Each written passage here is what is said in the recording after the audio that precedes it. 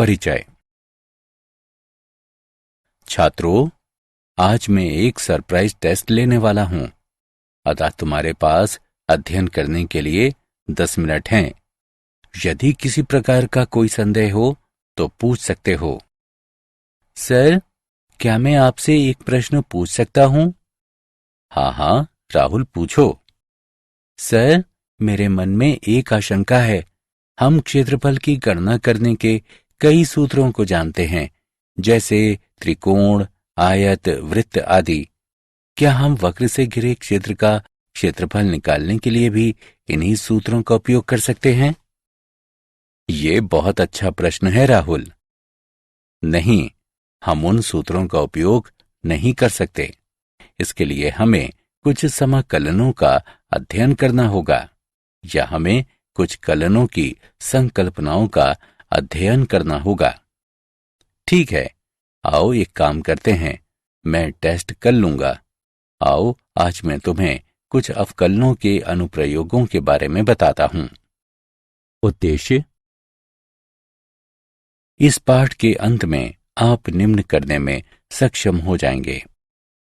साधारण वक्रों के तहत क्षेत्रफल निकालना, क्षेत्रफल ज्ञात करने के लिए कार्य नियम को समझना, दो वक्रों के मध्यवर्ती क्षेत्र का क्षेत्रफल ज्ञात करना, साधारण वक्रों के अंतर्गत क्षेत्रफल।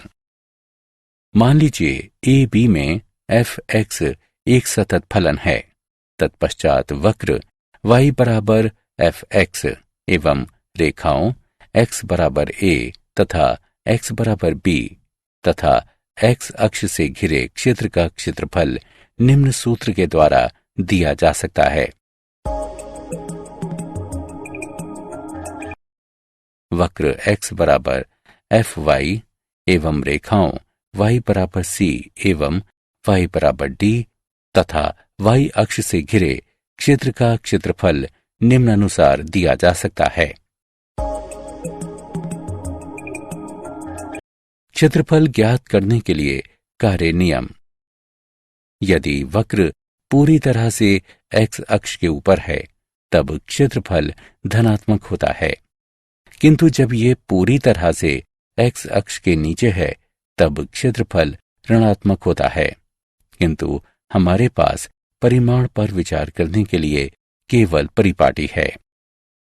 यदि वक्र x अक्ष के दोनों तरफ अर्थात x अक्ष के ऊपर तथा x अक्ष के नीचे है तब दोनों क्षेत्रों की गणना अलग अलग करते हैं एवं कुल क्षेत्रफल प्राप्त करने के लिए उनके मॉड्यूली को जोड़ते हैं।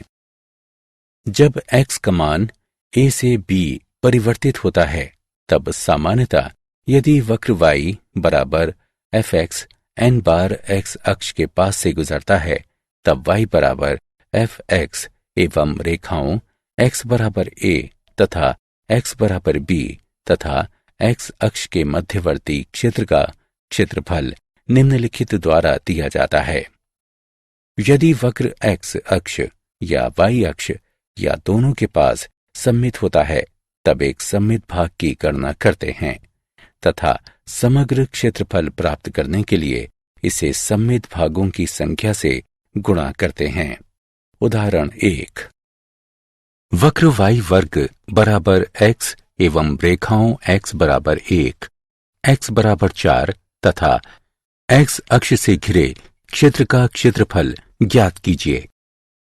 हल: वक्र y वर्ग बराबर x एवं रेखाओं x बराबर 1, x बराबर 4 तथा x अक्ष से घिरे क्षेत्र ABCD का क्षेत्रफल निम्नलिखित होगा।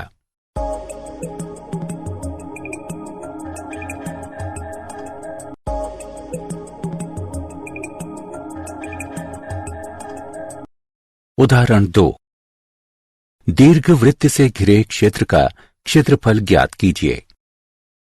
हल: दिया गया दीर्घवृत्त का समीकरण निम्नलिखित है।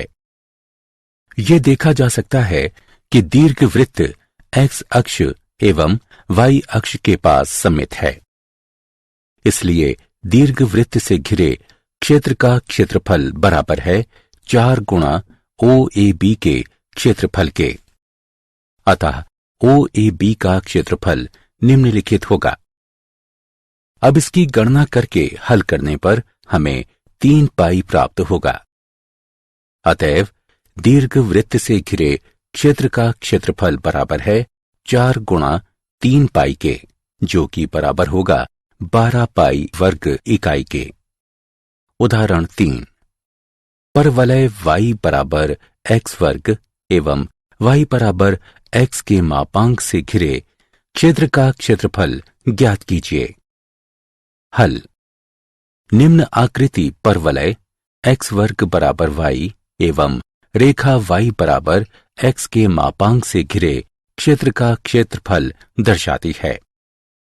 दिया गया क्षेत्र y अक्ष के पास सममित है, इसलिए क्षेत्रफल OACO बराबर क्षेत्रफल ODBO है। परवलय के प्रतिच्छेद बिंदु x वर्ग बराबर y एवं रेखा y बराबर x A 1 है। OACO का क्षेत्रफल बराबर त्रिभुज OAB का क्षेत्रफल घटा OBACO का क्षेत्रफल। इसलिए त्रिभुज OAB का क्षेत्रफल बराबर होगा 1/2 के। OBACO का क्षेत्रफल बराबर होगा 1/3 के। अर्थात OACO का क्षेत्रफल बराबर है त्रिभुज OAB के क्षेत्रफल घटा OBACO के क्षेत्रफल के, जो कि गणना करके हल करने पर 1/6 प्राप्त होता है। अतएव वांछनीय क्षेत्रफल बराबर है 1/3 वर्ग इकाई के। दो वक्रों का मध्यवर्ती क्षेत्रफल। एक वक्र में x अक्ष के ऊपर क्षेत्रफल की गणना निश्चित समाकलन के द्वारा की जा सकती है। यदि हमारे पास दो वक्र y बराबर fx तथा y बराबर gx इस तरह हैं कि fx बड़ा है gx से, तब दो क्षैतिज रेखाओं x बराबर a एवं x बराबर b से घिरे इनके मध्यवर्ती क्षेत्र का क्षेत्रफल निम्नलिखित है। इस सूत्र का स्मरण करने के लिए हम इसे इस तरह से लिखते हैं।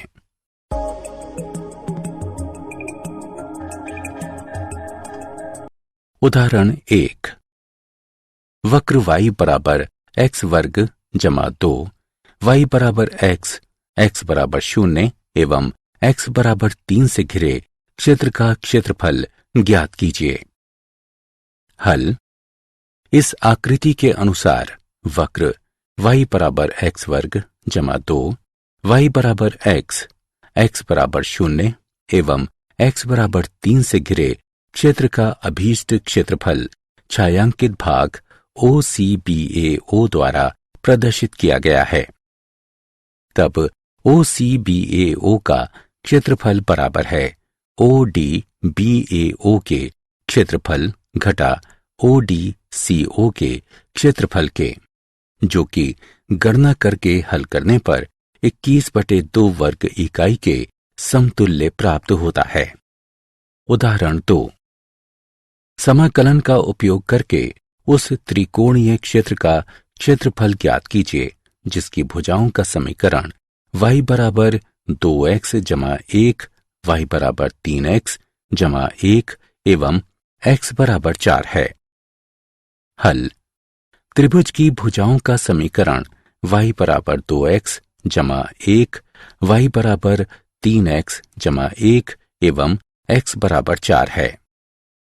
इन समीकरणों को हल करने पर हम त्रिभुज के शीर्ष बिंदु A 0 1, B 4 13 एवं C 4 9 के रूप में प्राप्त करते हैं। यह देखा जा सकता है कि त्रिभुज ACB का क्षेत्रफल बराबर है OLBAO के क्षेत्रफल घटा OLCAO के क्षेत्रफल के, जो कि गणना करके हल करने पर 8 वर्ग इकाई प्राप्त होता है। क्या आप जानते हैं, समाकलन गणित की उत्पत्ति गणित के प्रारंभिक विकास काल से ही हुई है एवं ये प्राचीन ग्रीस के गणितज्ञों द्वारा विकसित निशेषता विधि पर आधारित है। इस विधि का आरंभ समतल आकृति के क्षेत्रफल, ठोस निकायों के आयतन एवं पृष्ठीय क्षेत्रफलों की गणना करने पर समस्याओं के समाधान से हुआ। इस तरह से निशेषता विधि समाकलन की प्रारंभिक विधि के रूप में मानी जा सकती है। प्रारंभिक काल में निशेषता विधि का सर्वोत्कृष्ट विकास यूडोक्स और आर्किमिडीज के प्रयासों से प्राप्त हुआ। सारांश। आइए हमने जो कुछ सीखा है उसे संक्षेप में दोहराएं। वक्र y बराबर fx, x अक्ष एवं रेखाओं x बराबर a तथा x बराबर b, b बड़ा है a से घिरे क्षेत्र का क्षेत्रफल निम्न सूत्र द्वारा दिया जाता है।